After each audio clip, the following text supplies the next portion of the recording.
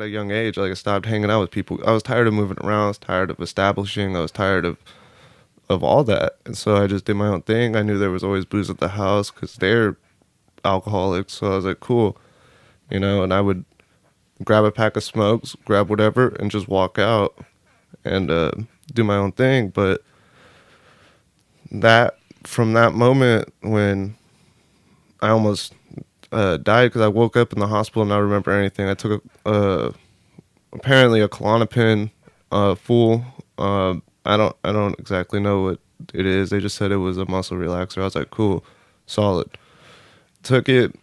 Anyways, like I woke up in the hospital, but not in a regular hospital, juvie hospital. I was 16, 15 or 16, and then I had to move back to my dad's because my sister, even in their alcoholic state of mind, couldn't even handle me. Nobody could handle me. Like it didn't matter. So it was like, cool, if I go back, I know people over there too. I'm gonna go hang out with these people and start doing more. It wasn't until I was 17, my dad took me to the psychiatrist. I thought it was a chemical CDRP Kaiser in Petaluma, and I didn't know what the hell they were telling me. I ended up going to rehab. It was by choice because I felt like I had a problem and everything like that. That was my first experience with the residential. Was at 17. And how was that experience for you? Well, it was 2 months. The experience was good. I just felt different than everybody else because although I did know a couple people there, they just basically were telling me, like, you're not as bad as you think you are, and blah, blah, blah. Like, look at me. But we were young, so it was like, they talk about not one-upping each other. And that's all youth do. It's like, oh, I'm better at you than this, and better at you than that. And it was just like, so I did my 2 months there. I learned what it felt like to, like, not have communication on the outside except with letters and learning how to write and whatnot.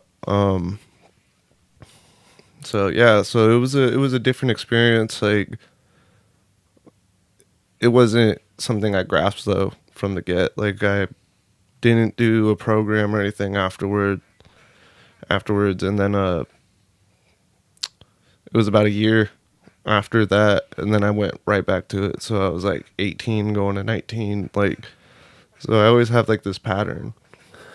But you had been able to stay sober for that year? Yeah.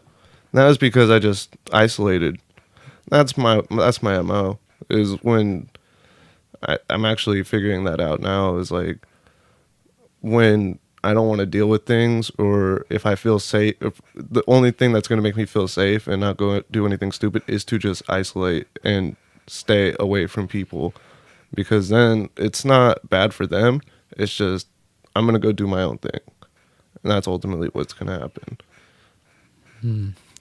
Do you think that I don't want to get ahead of ourselves, but I mean, clearly if you ended up going back out at the end of that year, then I wonder if the isolation, you might not be around those negative external influences, but then, you're kind of alone with yourself, and like, you get those, you start ruminating on things, and then it kind of, you get a craving or something like that, and it pushes you out. And I wonder if that was sort of your experience with when you made the decision to relapse at that point. Yeah, I always look at it like, I never look at it as like a craving or anything like that. I just do it. Like, but ultimately it's the case of the Fuckets. And that's, I don't want to believe that, like, oh, that little saying is true, but it's true. It's just the case of the Fuckets. And yeah, so it's just, it's like my pattern that I have these days, and it sucks because that's when I get to that state of mind, it's like nothing, it really ever pulls me back out. And yeah. So what happened? You're 19 and you drank or started drinking again. What happened at that point? at that point, it was just I had work. It was like my first job. And then like I didn't have work. And then um, my girlfriend at the time was going to college and she was stressed out. And I was just like, go to college. Like, just go. Like, I'm not tripping. But that tore me on the inside as well. So, I mean, I was with this girl for like 4 or 5 years. So it was like me being able to just say go was like go. And so it was just like, What do you mean? What do you mean? It like it tore you up? Like you were you jealous? Were you like?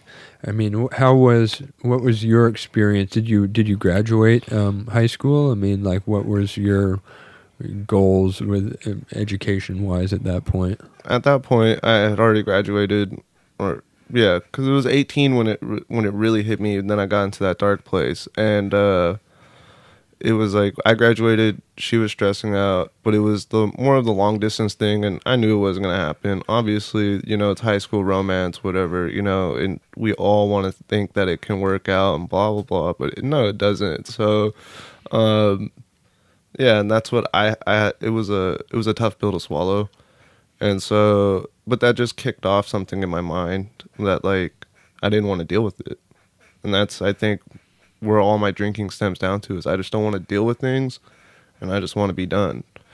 And yeah. Man, I can relate to that too, that we use our addictions as a solution for life and sort of like a shortcut through all the difficult shit that life puts in front of us. So she moved away, I take it, and you continue with your drinking. Uh, what happened from that point? From that point, I started really just going through it. I don't exactly remember how within like no, I do. Okay, yeah. So I started acting out. I met another girl, and so I started acting out, and like um I wanted to vandalize, so I got into graffiti and stuff like that. And so when I was doing that for a period of time, stuff catches up to you, you get in trouble. Um, and with me, with all that stuff on my record, it was hard for me to get a job. But I was still drinking, still doing my stuff while on probation due to this childish act. And I wasn't really taking it seriously. It wasn't until like the third time they arrested me within that time to like just stop until I'm done with probation, then do whatever the hell I want. But prior to during that time too, I got into the local 378 Ironworkers Union, and so I did that for almost 2 years, and it built character for me, and I understood like what I need to do as a person. And it wasn't until like my last 4 months like working with them or doing that type of work, like I drank heavily because everything was just getting to me, pain, mental, like it was hard for me to sleep. But I'd have to be up at 3 o'clock in the morning, 4 o'clock in the morning to be driving to the job site, and they weren't close. So it's like you have to beat traffic.